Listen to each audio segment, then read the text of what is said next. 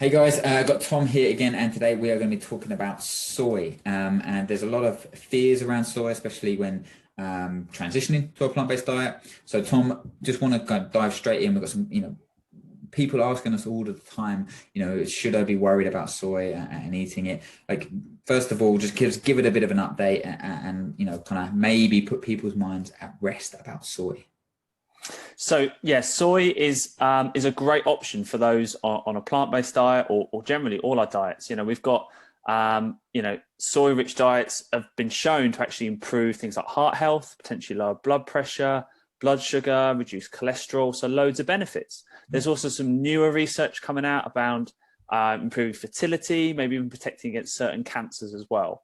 I think there's always been a little bit of, like, say, debate, or whether it's a bit of slightly outdated research around people worrying about potentially some thyroid function. Yeah. People worrying about the effects on men. Something called anti-nutrients, which we'll kind of touch on, and also some kind of estrogen mimicking effects as well. Yeah, I definitely think that's one of the things, isn't it? Like, it's going to give me man boobs, or it's going to affect my testosterone levels from the male point of view. Female side of things, there's lots to say, especially kind of around kind of supporting a hormonal profile. There's lots of benefits, but for men especially, I think there's a lot of concerns about it. But it is a great source of protein. Like, we can get it from foods. Soy protein shakes as well, quite common. But you just kind of touched on there about the research. You've been doing a bit of reading about that in terms of maybe why we shouldn't kind of take this as gospel, maybe.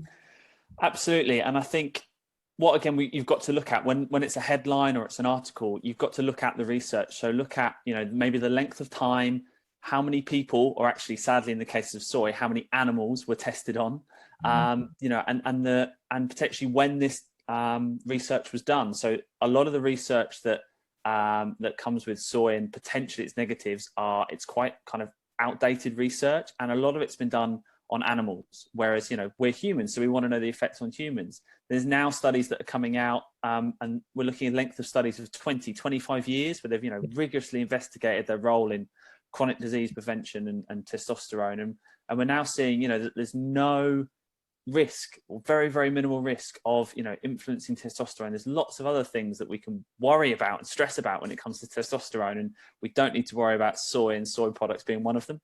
Yeah, that's the key thing. Like, this goes across any research study. Like, you need to look at the participants. You need to look at what they actually done, and rather than just kind of taking it as gospel. And with soy, the dose is massive, isn't it? Most of the time, and in animal studies, and etc. So it's like the equivalent of taking, I think most of them are like 70, 80, 100 grams a day consistently for a long period of time of actually, the things that is going to cause these negative effects, or kind of contribute to this altering kind of hormonal profile. So that dose is extremely large.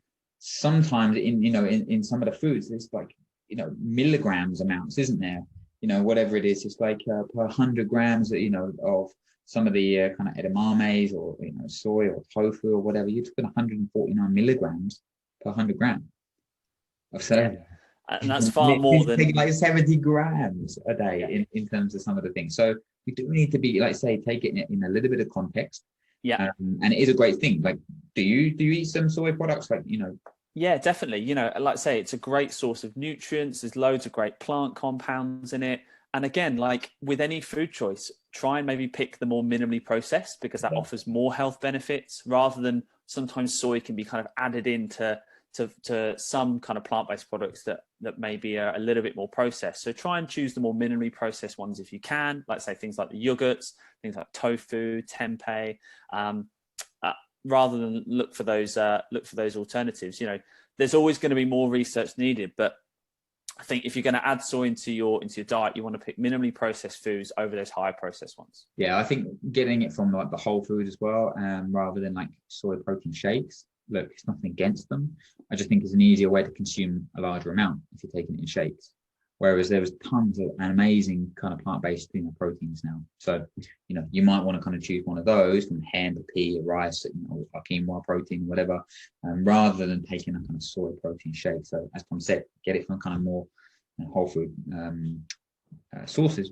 And I think you'll be absolutely fine. Now, just to touch on and finish up on testosterone there, you know, I've been doing a bit of research. We did a ton, you know, a lot of research and kind of delved into it for the plant-based performance plan that we've been running.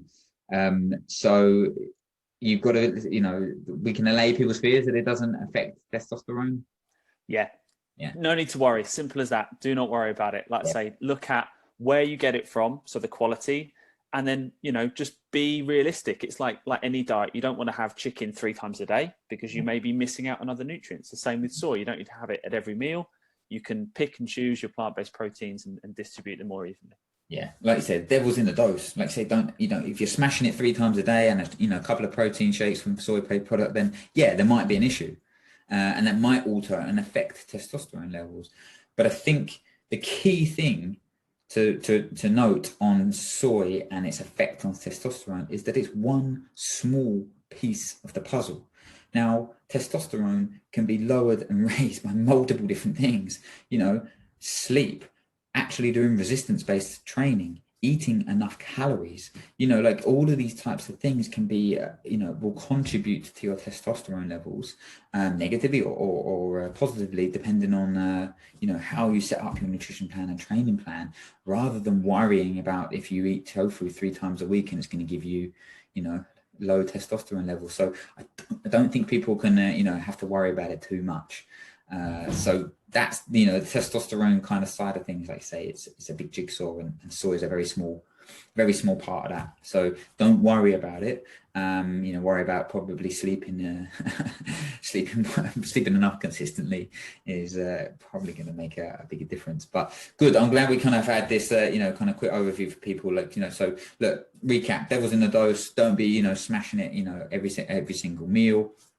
Trying to get it from kind of minimally processed sources, you know, whole food based sources, and you know, maybe kind of just thinking about your week, you know, and kind of distributing it across the week rather than kind of like setting every single meal. Look at the research. Don't be taking things as gospel. You know, there is a lot more coming out. There is a tiny bit of research, like you said, with the interactions on certain hormones and whatever, but the dose is huge and it's normally done in animal studies. So I think we need to just make sure that we take that with a pinch of salt. So good, fantastic, mate. You know, really good stuff. And like I say, if anyone needs any advice on going plant-based, who is plant-based and want to kind of improve their strength and performance, then, you know, please reach out to Tom and ourselves and pop any questions in the comments. And great stuff.